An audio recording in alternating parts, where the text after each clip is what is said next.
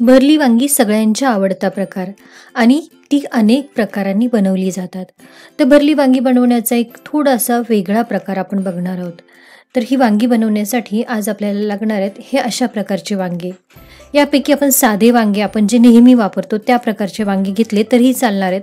पण हे हैदराबादी वांगे एकसारखे आकाराचे असतात आणि ते जर लहान आकाराचे बघून घेतले तर त्यांची चवही खूपच छान असते. तर हे वांगे आपण नेहमी जसे भरल्या वांग्यासाठी वांगे कट करतो त्या पद्धतीने कट करून घ्यायचे आहेत. याला थोडंसं देठही ठेवायचे कारण प्रत्येक वांग्याच्या देठामध्ये चव असते. ही वांगी कट केल्यानंतर आपल्याला मिठाच्या पाण्यातही ठेवता येतील किंवा आधी मसाला तयार करून मग वांगी चिरून घेता येतील, जशी मी चिरून घेते तशी. वांगीच्या साहित्यात आपलं नेहमीचं जिरे, मोहरी, चवीप्रमाणे लाल तिखट, थोडीशी हळद, आलं आणि लसूण, 1 चमचाभर धनेपूड, 1 चमचाभर जिरेपूड आणि चवीप्रमाणे मीठ. त्याचप्रमाणे या प्रकारच्या वांग्यासाठी आपल्याला थोडंसं जास्तीचं म्हणजे 2 ते 3 टेबलस्पून तेल लागणार आहे. खड्या मसाल्यामध्ये थोडेसे तेजपत्ते, 3 ते 4 लाल मिरच्या, 3 ते 4 लवंगा आणि थोडीशी दालचिनी घेतली आहे. त्याचप्रमाणे 1 ते 1.5 चमचा खसखस आपण घेतली आहे. त्याचप्रमाणे हा सुक्या खोबऱ्याचा किस घेतलाय अर्धी वाटी, 2 मध्यम आकाराचे कांदे बारीक चिरून घेतले आहेत आणि त्याचप्रमाणे 1 वाटीभर कोथिंबीर आपण घेतली आहे. सगळ्यात आधी याचं स्टफिंग आपण तयार करूया. त्यासाठी 2 ते 3 चमचे तेलावर आपल्याला हा कांदा अगदी व्यवस्थित परतून घ्यायचा आहे. कांद्यासोबतच आलं आणि लसूणही आपण परतून घेणार आहोत. हा कांदा आपल्याला अगदी व्यवस्थित पाणी सुकेपर्यंत तळून घ्यायचा आहे. यात जर पाणी राहिलं तर स्टफिंगमधून नंतर पाणी सुटायची शक्यता असते.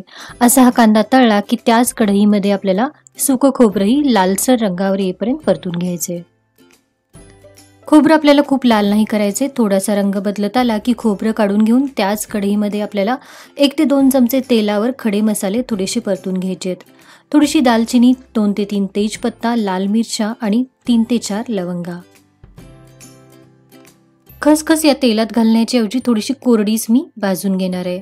आता या सगळ्या खड्या मसाल्यांसोबत भाजून घेतलेला कांदा, त्याचप्रमाणे खोबरं आणि खसखस घालून हा मसाला आपल्याला वाटून घ्यायचा आहे. मसाला वाटताना अगदी गरज वाटत असेल तर एखादा छोटा चमचा पाणी तुम्ही घालू शकता, पण जास्त पाणी घालू नये कारण हे सगळं स्टफिंग आपल्याला वांग्यामध्ये भरून घ्यायचं आहे. आता या मसाल्यामध्ये बाकीचे सगळ्या गोष्टी घालून म्हणजेच धनेपूड, जिरेपूड, मीठ, तिखट, हळद आणि गरज वाटत असेल तर थोडासा गरम मसाला, या सगळ्या गोष्टी घातल्यानंतर हे सगळं आपण एकत्र करून घेऊया आणि त्यामध्येच भरपूर कोथिंबीर घालून हे स्टफिंग आपण तयार करून घेऊया.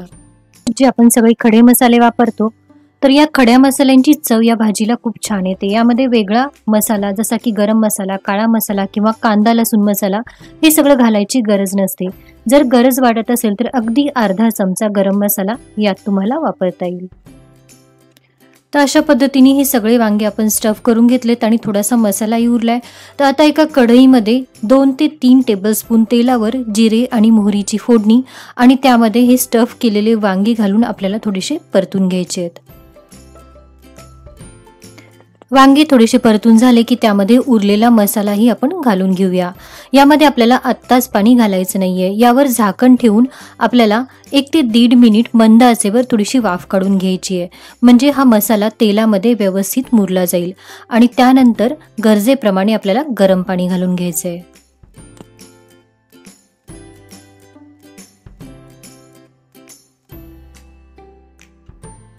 आणि पाणी घातल्यानंतरही यावर झाकण लावून आपल्याला ही वांगी शिजवून घ्यायची आहेत. मध्येच आपल्याला झाकण काढून थोडीशी वांगी परतूनही घ्यायची आहेत आणि 5 ते 6 मिनिटं वांगी शिजली की अशा पद्धतीने भाजीला छान तेल सुटायला सुरुवात होईल. याच्या स्टफिंगमध्ये तुम्हाला आवडत असेल तर थोडंसं दाण्याचं कूट किंवा तिळाचं कूटही घालता येईल. आणि भाजी शिजली की गॅस बंद करून यावर भरपूर कोथिंबीर आपल्याला घालून घ्यायची आहे. या पद्धतीने केलेली भरली वांगी अतिशय टेस्टी तर होतातच, पण ती चमचमीतही होतात आणि थोडीशी वेगळ्या चवीचीही होतात. तर अशा पद्धतीने भरली वांगी एकदा नक्की करून पहा. ही रेसिपी तुम्हाला नक्की आवडेल. तर व्हिडिओला नक्की लाईक करा, स्वाद मराठीला सबस्क्राईब करा आणि त्याचबरोबर बेल आयकॉनवर क्लिक करायलाही विसरू नका, जेणेकरून येणाऱ्या प्रत्येक रेसिपीचं नोटिफिकेशन तुम्हाला लगेच मिळेल. तर पुन्हा भेटूया अशाच एका नवीन छानशा रेसिपीसह. धन्यवाद.